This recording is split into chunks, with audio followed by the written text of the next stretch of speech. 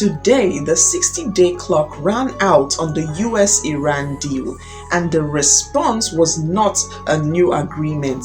It was a phone call to Fox News where the president said if Oman gets in the way of what Washington wants, the U.S. will bomb the you-know-what out of them. That is the same Oman that has spent decades acting as the quiet goal between Washington and Tehran. Same country that sits on the south side of the Strait of Hormuz, while Iran sits at the north. Same waterway that has been mostly locked down for nearly 6 months of fighting.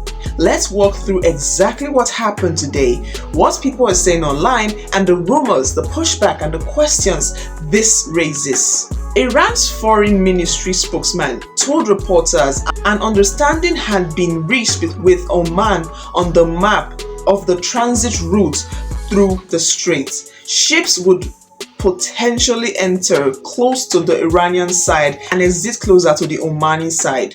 The two sides are still working on the full package and the joint declaration. The news landed on the exact day that the June Memorandum of Understanding between the US and Iran expired. That 60-day window was supposed to produce a broader deal covering the nuclear file, sanctions, and free passages through the strait. No final deal appeared. Both sides had already accused each other of breaking earlier terms, and fighting had resumed. Within hours, the president was on the phone with Fox correspondent Trey Yingst. He told him Iran should raise the white flag of surrender. He said he has no time schedule and is not in a hurry. He added that the midterms have nothing to do with what he's thinking. Yeah, hey guys, good morning. I just got off the phone with President Trump, who discussed the situation with Iran as the 60-day memorandum of... I just got off the phone with President Trump, who discussed the... Yeah, hey guys, good morning. I just got off the phone with President Trump, who discussed the situation with Iran as the 60-day memorandum of understanding expires. The president told Fox News Iran should raise the white flag of surrender. He went on to say, I have no time schedule. I'm not in a hurry. The president indicating that the U.S. naval blockade is continuing to put new economic pressure on the Iranian regime, despite what the Iranians have said publicly. He said they're good poker players, but they're dying, and that the midterms in the United States have nothing to do with the president's thinking. Now, I asked the president about these parallel talks that are taking place between Iran and Oman about control of the Strait of Hormuz. And the president told Fox News, if Oman gets in the way, we'll bomb the S out of them. We went on to talk about a variety of different regional topics, including the U.S. stockpiles of weapons that are currently stationed in the Middle East. The president says what we've used so far is peanuts. He went on to say the United States has a lot of mid-level weapons and that many of the more advanced systems, the president says, were given away by President Biden to Ukraine, for example, when we're talking about air defense that is needed right now in the Middle East.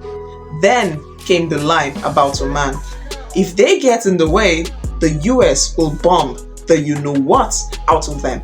He also claimed the direct back channel exists with the Islamic Revolutionary Group Guard Corps. An IRGC spokesman later denied any such talks and called the claim a fantasy born of desperation. This is not the first time Oman has been on the crosshair of this kind of language. Back in May, the president told a cabinet meeting that Oman would behave or the US would have to blow them up. Today's version was louder and timed to the expired deadline. This morning you said you would bomb the S out of Oman if they got in the way of reopening the Strait of Hormuz. Would you say you're out of patience with Oman, a strategic partner? I don't think they behave very well, but we handle them very easily, just like we do other things. So what are people actually saying online right now? The reaction splits hard and fast. Some call it classic pressure tactics, others call it a moment of longtime partners got treated like an enemy. Conspiracy corners are already running with mental decline theories. Isolationists who backed the American first pitch are asking why the US is threatening an ally while still stuck in a war that has driven gas prices past $4 a gallon. On X and elsewhere, the comments range from dark humor to pure alarm. One common line is that empty threats stop working once people notice they stay empty. Another points out that Oman has been trying to help reopen the strait, not block it. A third cluster focuses on the midterms and whether the "I am not in a hurry" remark is confidence or something else. You also see the familiar split inside the broader matter space. Some voices treat the threat as necessary toughness against any arrangement that might give Iran lasting leverage over the waterway. Others say this is exactly the kind of foreign entanglement that they thought they voted against. Newsweek and other outlets noted that the base is not fully unified on how far the confrontation should go. Opinion writers on the other side framed it as erratic behavior from an 80-year-old commander-in-chief who keeps expanding the circle of countries he is willing to threaten. One column used the phrase "bomb Oman" as its headline and tied the remark to larger questions about judgment while the war continues. Iranian media dismissed the backchannel claim as delusional. Now, Gulf observers pointed out that Muscat has long balanced relationships carefully that has itself taken hits during the fighting. The practical stakes are straightforward. Before the war, roughly 1/5 of the world's oil moved through that strait. Keeping it restricted has kept pressure on global prices and on American consumers. The US has insisted on free untold passage. Iran has used its geographic position as leverage. Oman sits in the middle geographically and diplomatically. Any deal the two coastal states reach on routes and administration should cut against the maximum pressure approach Washington prefers. Now, here is the part that keeps circling in the comments. Does anyone actually believe the United States is about to bomb a strategic partner that hosts American facilities and has mediated for decades? Or is the real story that the threats themselves are becoming the policy? CNN analysis noted that the president has made a series of threats that have not been followed by action and that patterns can reduce the credibility of the next one. At the same time, the war has already stretched into its 6th month.